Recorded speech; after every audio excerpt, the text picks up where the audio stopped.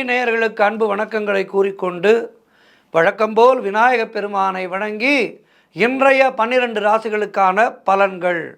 இன்று 22/2/2026 ஞாயிற்றுக்கிழமை விஸ்வாவசு வருடம் மாசி மாதம் 10ஆம் நாள். இன்றைய ஆதிக்க கிரகம் சூரிய பகவான்.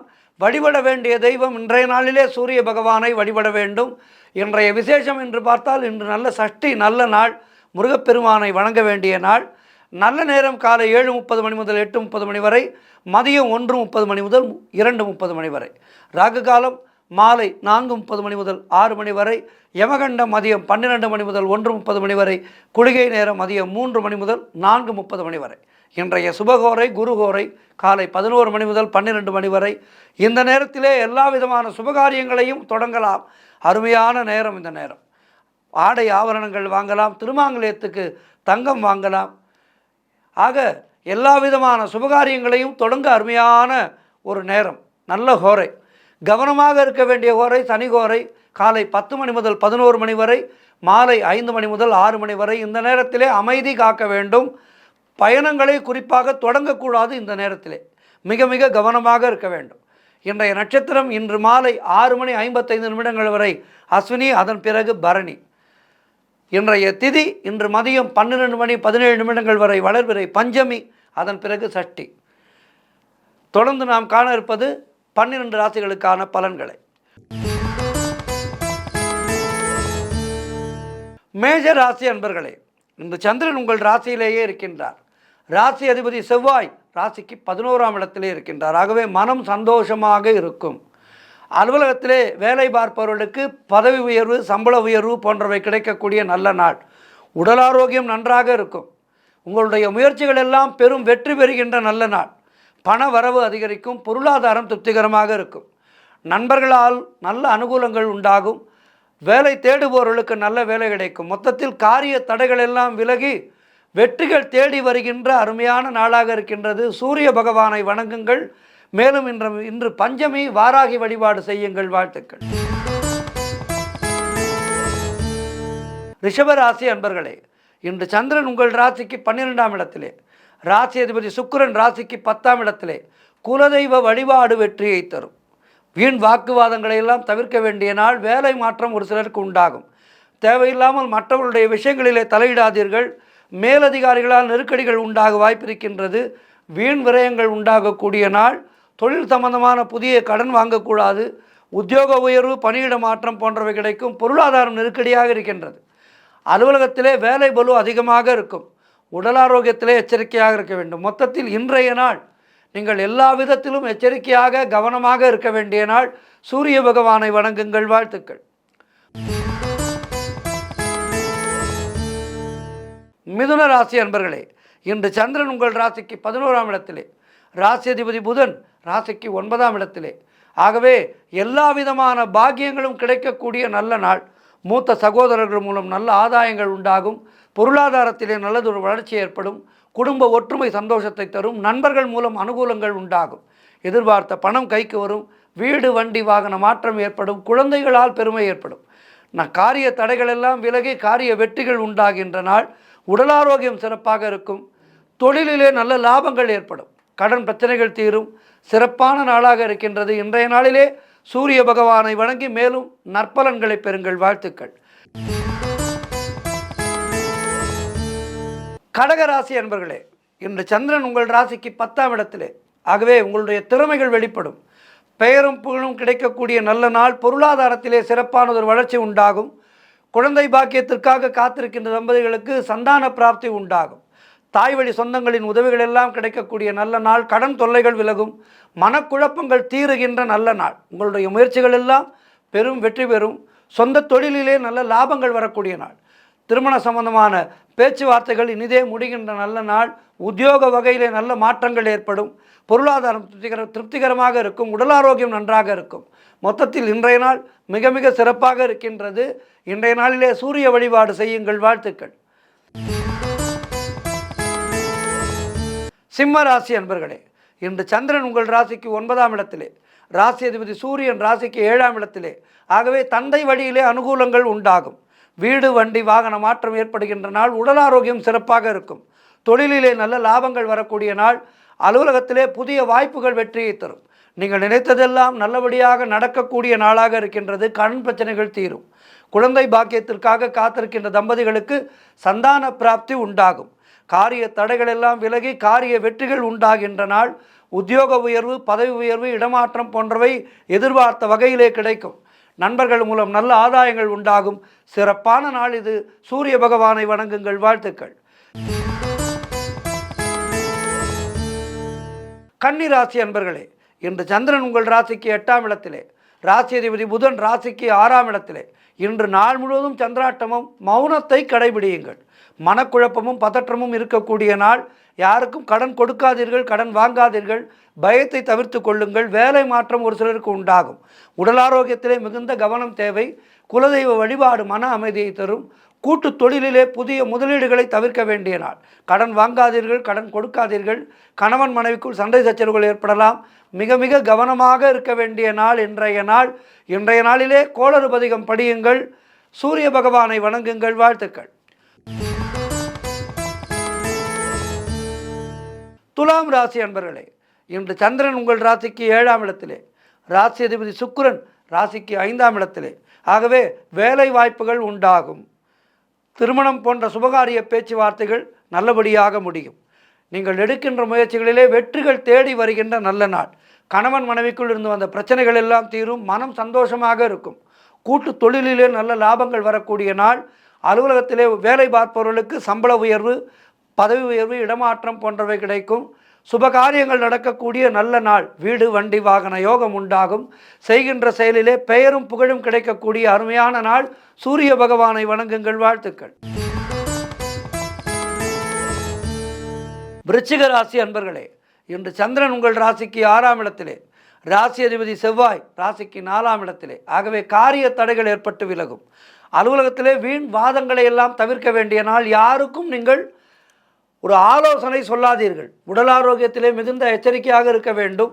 குடும்பத்திலே கணவன் மனைவிக்குள் சண்டை சச்சரவுகள் ஏற்பட வாய்ப்பு இருக்கின்றது. விட்டு கொடுத்து செல்லுங்கள். திருமணம் போன்ற சுபகாரிய பேச்சுவார்த்தைகள் சற்று தாமதமாகும். அலுவலகத்திலே பணிச்சுமை அதிகமாக இருக்கும். தொழில் மற்றும் வியாபாரத்திற்காக முதலீடுகளை தவிர்க்க வேண்டிய நாள். மொத்தத்தில் இன்றைய நாள் நீங்கள் எல்லா விதத்திலும் கவனமாக இருக்க வேண்டும். ஆஞ்சநேயருக்கு ஒரு வெற்றிலை மாலை வாங்கி சாற்றுங்கள். சூரிய பகவானை வணங்குங்கள். வாழ்த்துக்கள். தனுசு ராசி அன்பர்களே, இன்று சந்திரன் உங்கள் ராசிக்கு 5ஆம் இடத்திலே, ராசி அதிபதி குரு ராசிக்கு 7ஆம் இடத்திலே. ஆகவே குழந்தைகளால் மகிழ்ச்சி உண்டாகும். தொழில் மற்றும் வியாபாரத்திலே நல்லதொரு லாபம் உண்டாகின்ற நாள். நண்பர்கள் மூலம் அனுகூலங்கள் உண்டாகும். சுபகாரியங்கள் கைகூடி வரும். புதிதாக வேலை தேடுபவர்களுக்கு நல்ல வேலை கிடைக்கும். கடன் பிரச்சனைகள் தீரும். பதவி உயர்வோடு வேலை மாற்றம் ஏற்பட வாய்ப்பிருக்கின்றது. பழைய பாக்கிகள் வசூலாகும். உழைப்புக்கு ஏற்ற ஊதியம் கிடைக்கின்ற நாள். திடீர் பணவரவு உண்டாகும். அதிர்ஷ்டம் ஏற்படக்கூடிய நல்ல நாளாக இருக்கின்றது. இன்றைய நாளிலே என்ன செய்ய வேண்டும்? சூரிய பகவானை வணங்குங்கள். வாழ்த்துக்கள். மகர ராசி என்பர்களே, இன்று சந்திரன் உங்கள் ராசிக்கு 4ஆம் இடத்திலே, ராசி அதிபதி சனி ராசிக்கு 2ஆம் இடத்திலே. ஆகவே சொந்த வீடு வாங்கும் யோகம் உண்டாகும். உத்தியோகத்தில் இருப்பவர்களுக்கு சம்பள உயர்வும், பதவி உயர்வும், இடமாற்றமும் கிடைக்கும். திருமண பேச்சுவார்த்தைகள் சுபமாக முடியும். உங்களுடைய முயற்சிகள் எல்லாம் பெரும் வெற்றி பெறுகின்ற நல்ல நாள். குழந்தை பாக்கியத்திற்காக காத்திருக்கின்ற தம்பதிகளுக்கு சந்தான பிராப்தி உண்டாகும். நண்பர்களாலும் உறவினர்களாலும் நல்ல ஆதாயங்கள் உண்டாகின்ற நாள். கணவன் மனைவியிடையே நல்லதொரு ஒற்றுமை ஏற்படும். குலதெய்வ வழிபாடு வெற்றியை தரும். உங்களுடைய முயற்சிகள் எல்லாம் வெற்றி பெறுகின்ற அற்புதமான நாள். இன்றைய நாளிலே என்ன செய்ய வேண்டும்? சூரிய வழிபாடு செய்ய வேண்டும். வாழ்த்துக்கள். கும்பராசி அன்பர்களே, இன்று சந்திரன் உங்கள் ராசிக்கு 3ஆம் இடத்திலே, ராசி அதிபதி சனி ராசியிலேயே இருக்கின்றார். ஆகவே எடுக்கின்ற முயற்சிகளிலே வெற்றிகள் தேடி வரும். இளைய சகோதரர்கள் மூலம் நல்ல ஆதாயங்கள் உண்டாகும். குழந்தைகளுக்காக சுப செலவு செய்யக்கூடிய நாள். அலுவலகத்திலே வேலை மாற்றம் ஏற்படும். பொருள் வரவும் தனலாபமும் அதிகரிக்கக்கூடிய நல்ல நாளாக இருக்கின்றது. கூட்டு தொழிலிலே நல்ல லாபங்கள் வரக்கூடிய நாள். வேலை தேடுபவர்களுக்கு நல்ல வேலை கிடைக்கும். தொழில் மற்றும் வியாபாரத்திலே சிறப்பானதொரு முன்னேற்றமும் வளர்ச்சியும் ஏற்படுகின்ற நாள். சிறப்பான நாள் இது. இன்றைய நாளிலே என்ன செய்ய வேண்டும்? சூரிய பகவானை வணங்கி மேலும் நல்ல முன்னேற்றங்களை பெறுங்கள். வாழ்த்துக்கள். மீனராசி அன்பர்களே, இன்று சந்திரன் உங்கள் ராசிக்கு 2ஆம் இடத்திலே, ராசி அதிபதி குரு ராசிக்கு 4ஆம் இடத்திலே. ஆகவே எதிர்பார்த்த வெற்றிகள் எல்லாம் கிடைக்கும். தொழில் மற்றும் வியாபாரத்திலே சிறப்பானதொரு முன்னேற்றம் ஏற்படும். சுபகாரியங்கள் நடக்கக்கூடிய நல்ல நாள். உறவினர்களோடு இருந்து வந்த மன வருத்தங்கள் எல்லாம் தீரும். பிள்ளைகளால் பெருமை ஏற்படும். வாழ்க்கை துணையால் மகிழ்ச்சி உண்டாகும். கடன் பிரச்சனைகள் தீரும். பொருளாதாரம் திருப்திகரமாக இருக்கும். பழைய பாக்கிகள் வசூலாகின்ற நாள். காரிய வெற்றிகள் உண்டாகின்ற நாள். கூட்டு தொழிலிலே நல்ல லாபங்கள் வரக்கூடிய நாள். திருமணம் போன்ற சுபகாரிய பேச்சுவார்த்தைகள் இனிதே முடியும். அருமையான நாளாக இருக்கின்றது. இன்றைய நாளிலே நீங்கள் என்ன செய்ய வேண்டும்? சூரிய பகவானை வணங்க வேண்டும். வாழ்த்துக்கள். 12 ராசினருக்கும் இன்றைய நாள் சிறப்பாக இருக்க பிரார்த்திக்கின்றேன். நன்றி, வணக்கம். இன்றைய ஆன்மீக தகவல். நாம் மிகுந்த ஒரு வேகமான ஒரு உலகத்திலே வாழ்ந்து கொண்டிருக்கின்றோம். இந்த வேகமான உலகத்திலே நம்மை சரியாக செயல்பட விடாமல் செய்கின்ற ஒரு மிகப்பெரிய ஒரு துன்பம் என்னவென்றால் ஞாபக மறதி. இந்த ஞாபக மறதி என்பது எல்லோருக்கும் பொதுவானது. இது ஜாதி மத பேதமே கிடையாது. ஞாபக மறதிக்கு ஜாதி மத பேதமே கிடையாது, எல்லோருக்கும் உண்டு. குழந்தைகள் முதல் பெரியவர்கள் வரை அனைவருக்கும். குழந்தைகளுக்கு படிக்க வேண்டுமே என்கின்ற டென்ஷன். அவர்களுடைய படிப்பு என்பது இந்த காலத்திலே மிக மிக பயங்கரமாக இருக்கின்றது. ஆக படிப்பால் ஏற்படுகின்ற டென்ஷன் குழந்தைகளுக்கு, அதனால் குழந்தைகளுக்கு ஞாபக மறதி. பெரியோர்களுக்கு இந்த வாழ்க்கையை வாழ்வது, அந்த கடன் இந்த கடன் என இந்த கடன் பிரச்சனைகளாலும் அலுவலகத்தில் ஏற்படுகின்ற நெருக்கடியினாலும் இதனால் ஏற்படுகின்ற டென்ஷன் அவர்களுக்கு ஞாபக மறதி. இப்படி சிறியவர்கள் முதல் பெரியவர்கள் வரை அனைவருக்கும் ஞாபக மறதி என்று அவதிப்படுகின்றோம். இந்த ஞாபக மறதியிலிருந்து நாம் விடுபடுவதற்கு ஆன்மீக ரீதியாக என்ன செய்ய வேண்டும்? மருத்துவ ரீதியாக நிறைய சொல்கின்றார்கள். ஆனால் ஆன்மீக ரீதியாக நாம் என்ன செய்ய வேண்டும்? ஒரு சில மந்திரங்கள் இருக்கின்றது. இந்த மந்திரங்களை நாம் முறையாக உச்சரித்து தினசரி சொன்னோம் என்றால் இந்த ஞாபக மறதி என்பது நம்மை விட்டு விடைபெற்று சென்றுவிடும். அது என்ன மந்திரங்கள் என்றால், நம்முடைய ஞான சக்தி என்பது அதிகரிக்க நாம் லக்ஷ்மி ஹயக்ரீவரை வணங்க வேண்டும். குதிரை முகத்தோடு இருப்பார். இந்த ஹயக்ரீவர் என்பது மகாவிஷ்ணுவினுடைய ஒரு வடிவம். வேதங்களை எல்லாம் காப்பதற்காக விஷ்ணு எடுத்த வடிவம்தான் இந்த ஹயக்ரீவர். வேதங்களை காப்பாற்றி பிரம்மாவிடம் கொடுத்த பிறகு ஹயக்ரீவருடைய கோபம் அப்போதும் தணியவில்லை. லக்ஷ்மி தேவி அருகிலே சென்ற பிறகுதான் அவருடைய கோபம் குறைந்து சாந்தமானார். ஆகவே லக்ஷ்மி ஹயக்ரீவராக நமக்கு காட்சி தருகின்றார். கோவில்களிலே லக்ஷ்மி ஹயக்ரீவராக காட்சியளிப்பார். இந்த லக்ஷ்மி ஹயக்ரீவரை வணங்கினால் நல்ல நிறைவாற்றல், நல்ல செல்வம், நல்ல ஒரு வசதியான வாழ்க்கை இவையெல்லாம் நமக்கு கிடைக்கும் என்பது ஐதீகம். சாதாரணமாக கல்விக்கு நாம் சரஸ்வதி தேவியை வழிபட வேண்டும். ஞானம் பெற ஞானகாரகனான தட்சிணாமூர்த்தியை வழிபட வேண்டும். இது எல்லோருக்கும் தெரியும். ஆனால் பலருக்கும் பெரிய பிரச்சனையாக இருப்பது படித்தது நினைவிலே இருப்பதில்லை என்பதுதான். எவ்வளவு கஷ்டப்பட்டு படித்தாலும் படித்தவை மறந்து விடுகின்றது. அங்கே பரீட்சை ஹாலிலே அமர்ந்து நினைவுபடுத்தும் போது வரவில்லை. அங்கே குறுகிய நேரம் 3 மணி நேரத்துக்குள்ளாக நாம் பரீட்சையை முடிக்க வேண்டும். இப்போது பரீட்சை காலம். குழந்தைகள் எல்லாம் மிகுந்த ஒரு டென்ஷனோடு இருப்பார்கள். ஆகவே மாணவர்கள் இந்த புலம்பலிலிருந்து வெளிவர வேண்டும். மாணவர்கள் மட்டுமல்லாது பெரியோர்களுக்கும் இந்த ஞாபக மறதி பிரச்சனையானது இருக்கின்றது. அவர்களும் இதிலிருந்து வெளிவர வேண்டும். இந்த ஞான சக்தி அதிகரிப்பதற்கு லக்ஷ்மி ஹயக்ரீவரை நாம் வணங்க வேண்டும். லக்ஷ்மி ஹயக்ரீவரை வணங்கி, கலைவாணியை வணங்கி, இந்த ஞாபக மறதி என்கின்ற இந்த பெரிய ஒரு பேராபத்தை கடக்க வேண்டும். இந்த ஹயக்ரீவர் ஸ்லோகமானது ஓம் ரிக்யஜுர் சாமர் ரூபாய தேதாஹரண கர்மனே பிரணவோத்கீத வசசே மகா அஸ்வசிரசே நமக. ஓம் உத்கீத பிரணவோத்கீத சர்வோத் கீஸ்வரேஸ்வரக சர்வ வேதமகாய சிந்தித் சர்வம் போதாய போதாய ஓம் விஸ்வோத் தீரணஸ்வரூபாய சின்மயானந்த ரூபினே துப்யம் நமோ ஹயக்ரீவ வித்யா ராஜாய விஷ்ணவே ஓம் ஆசக்ராய விசக்ராய சுக்ராய தீசக்ரினே ஜ்வாலா சக்ராய ச இத்யுக்த்வா மகாசக்ராயதே நமக.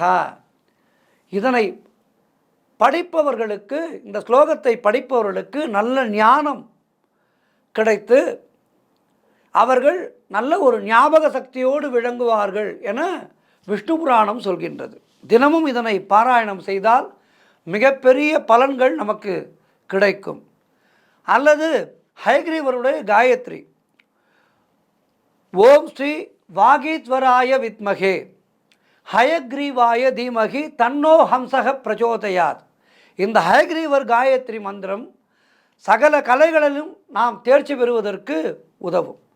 அதேபோல் ஹயக்ரீவருடைய மூல மந்திரம் ஓம் ஞானானந்தமயம் தேவம் நிர்மலம் ஸ்படிகாகிருதம் ஆதாரம் சர்வ வித்யானாம் ஹயக்ரீவ உபாஸ்மகே ஓம் ஹைம் ஹ்ரீம் ஹர சௌம் ஹௌம் நமோ பகவதே ஹயக்ரீவாய விஷ்ணவே நமக ஓம் மஹம் மேதாம் பிரக்ஞாம் பிரயச்ச ஸ்வாஹா ஓம் ஐம் ஐம் ஓம் ஹராம் ஹ்ரௌம் ஹயக்ரீவாய ஸ்வாஹா.